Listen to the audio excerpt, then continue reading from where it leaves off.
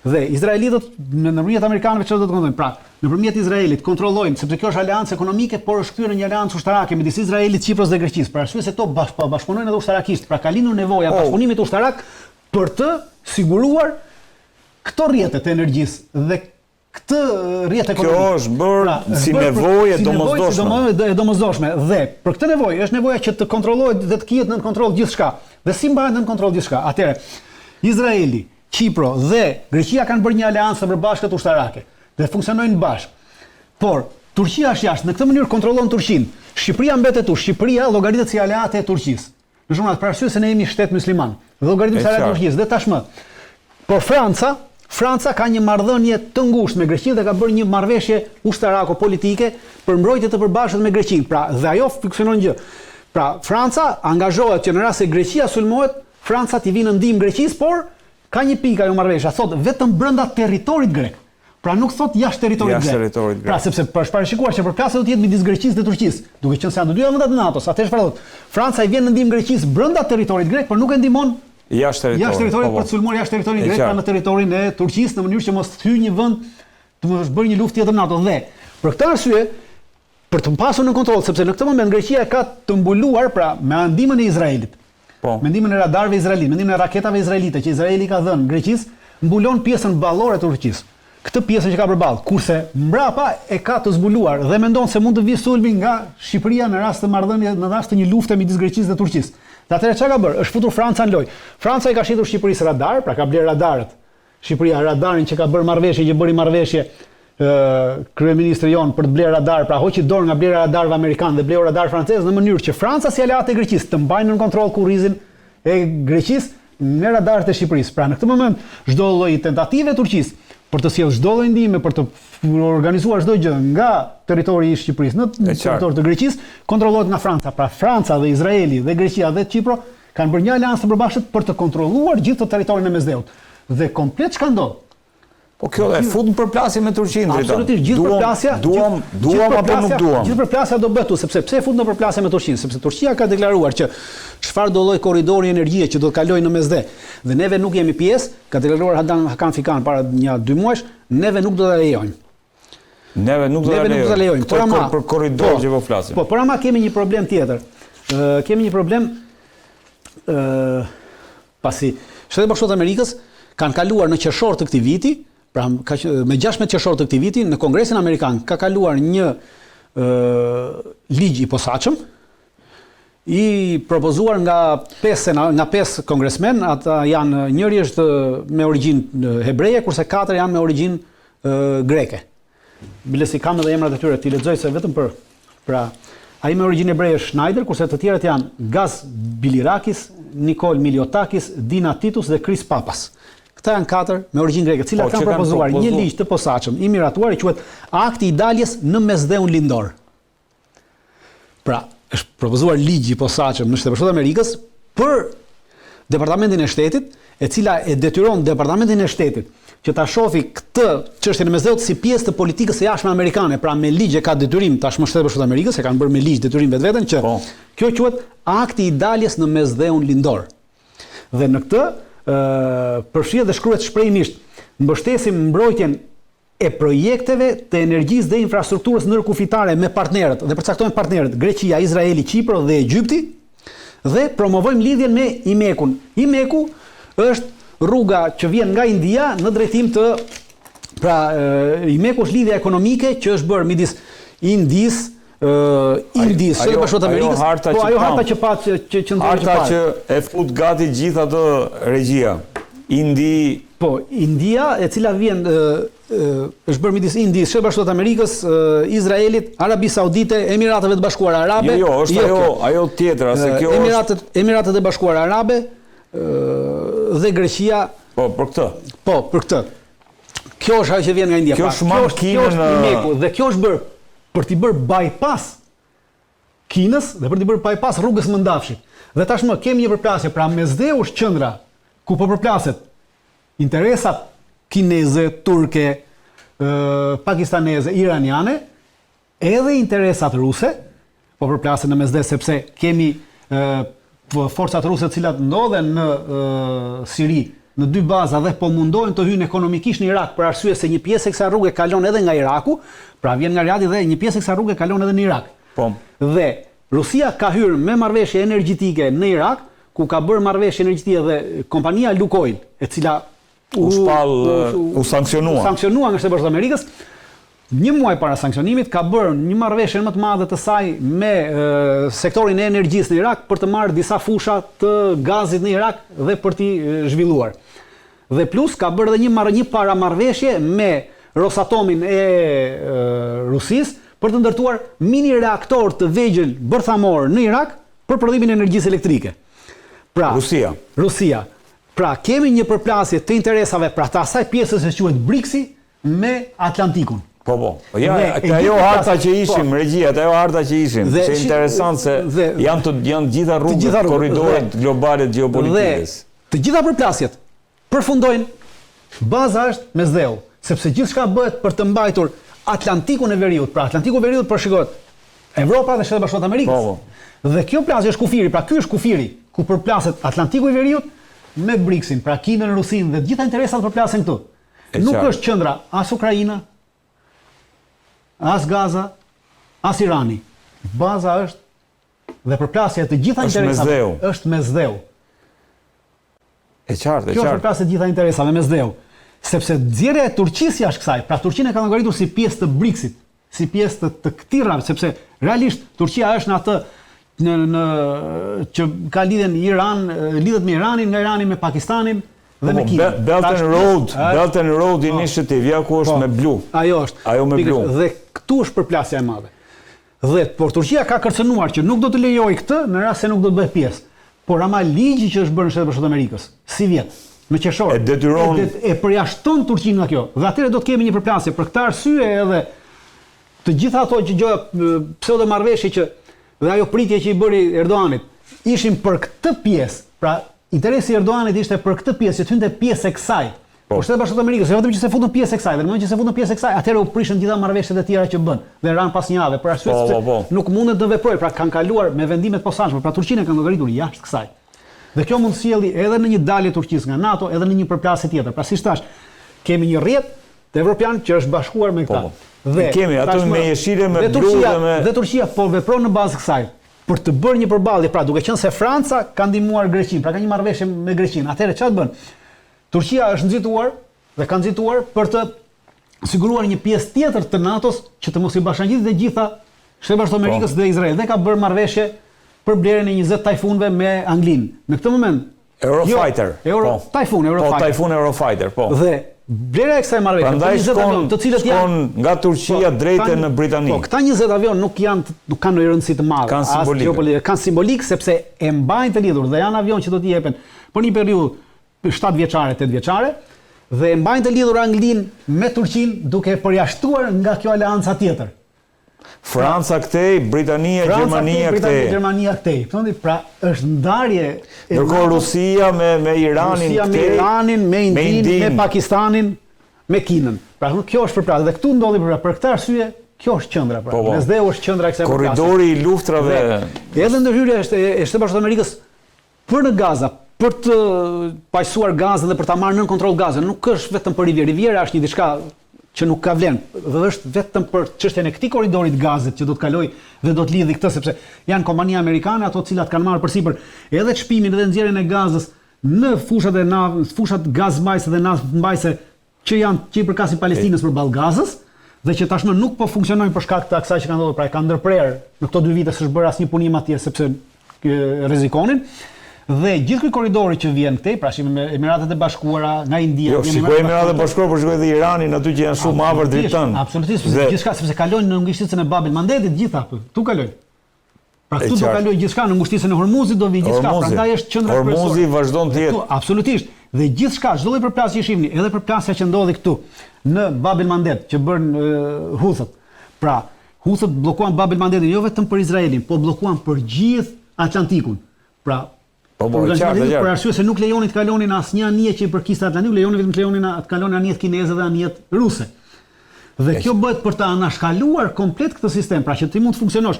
Edhe ajo çfarë në Venezuelë. Pra Shteti Bashkuar të Amerikës nuk është atje qëllimi i pushtimit të Venezuelës, sepse Shteti Bashkuar të Amerikës nuk janë aq të marrë, pra atje ka njerëz të mençur dhe nuk janë të marrë sepse nuk e pushton dot Venezuelën. Ata nuk pushtuan dot Yemenin, pra nuk e mundën dot lere më Venezuelën. Por pse po bëhet? Venezuela është është një nga vendet kryesore të prodhimit naftës dhe gazit.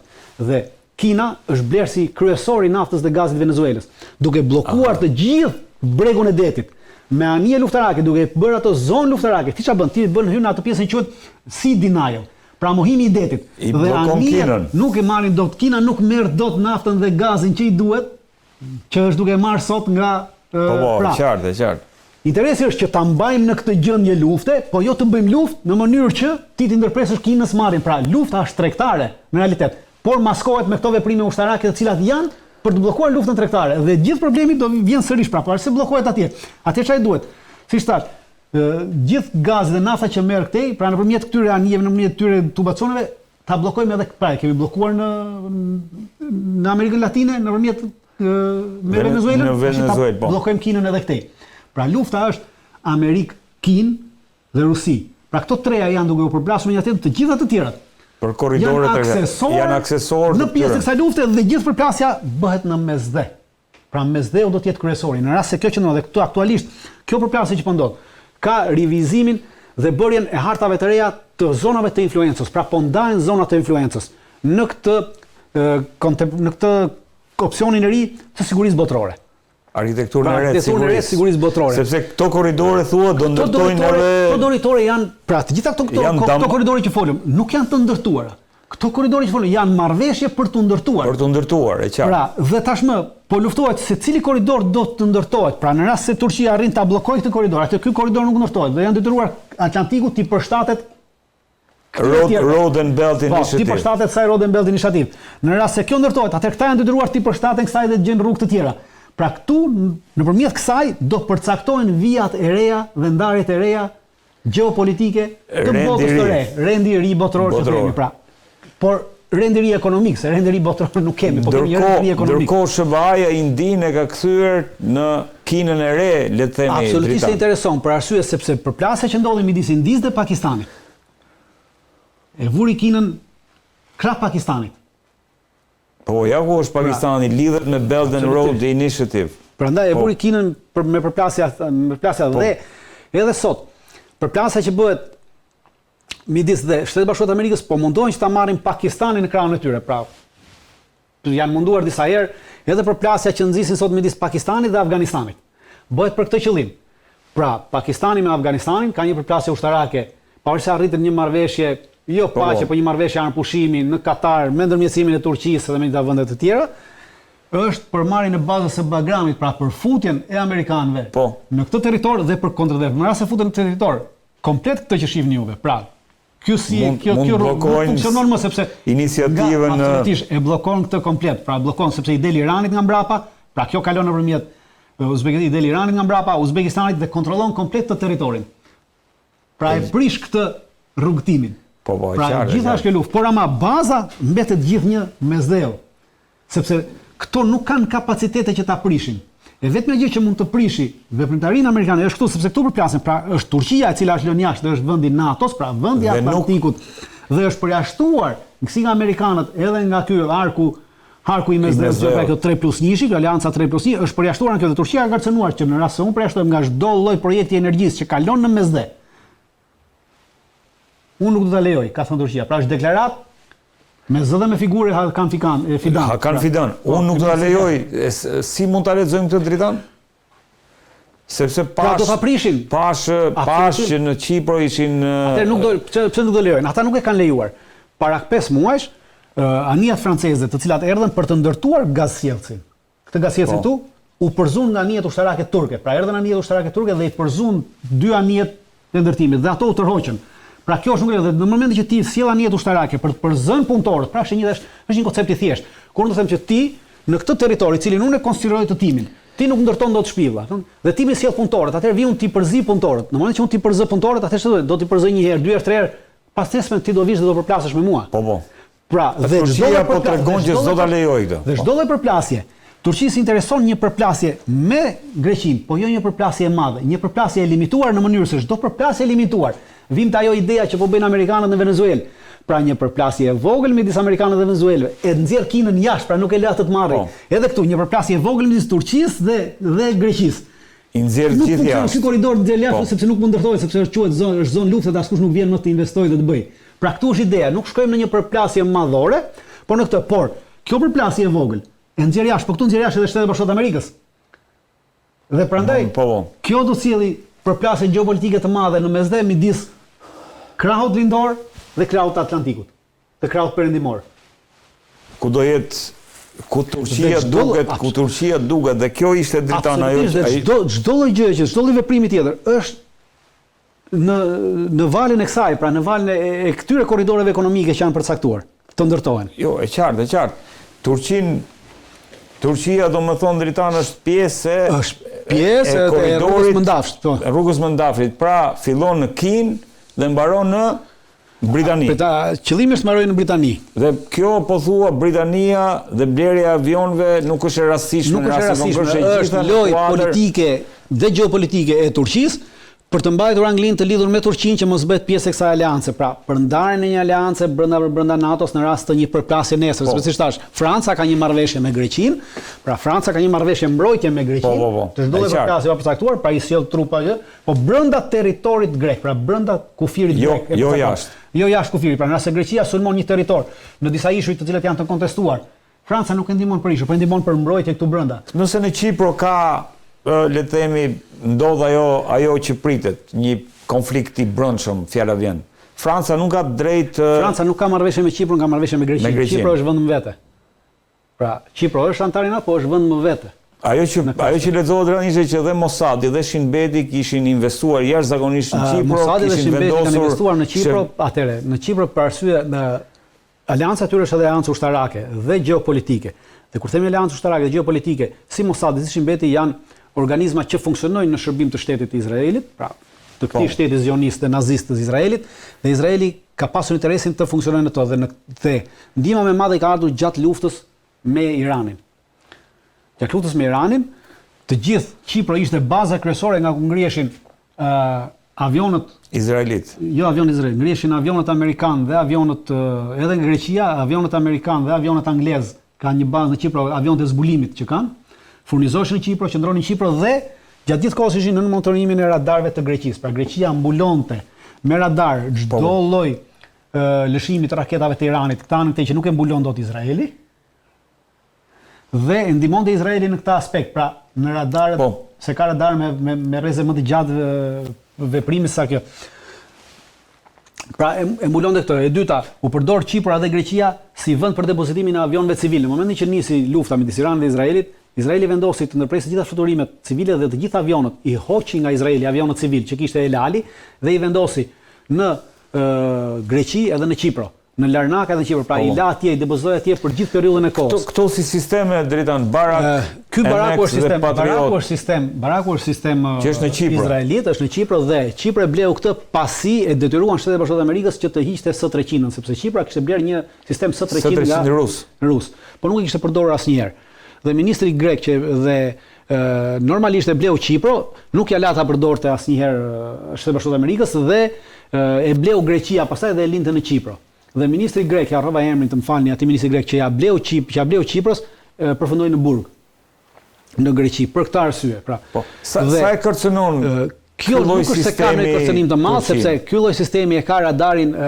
Izraelitët pretendojnë që ka radarin 400 km, por deri tash efektiviteti i tij ka qenë 200 km. Pra nuk është radar me gjatësi 200 km dhe nuk ka ndonjë efektivitet të madh ndaj Turqisë. Pra nuk është se e rrezikon totalisht. E mbulon gjithë Kipron. Po e mbron atë korridorin që po diskutojmë. Absolutisht bëhet, sepse korridori vjen këtu në Haifa, këtu dhe pastaj këtej. Pra vjen një herë në Kipro dhe pastaj këtej. Prandaj është për mbrojtjen e këtij korridori. Po, edhe patriotët. Edhe në këtë sistem janë patriotët që ndodhen në Kret.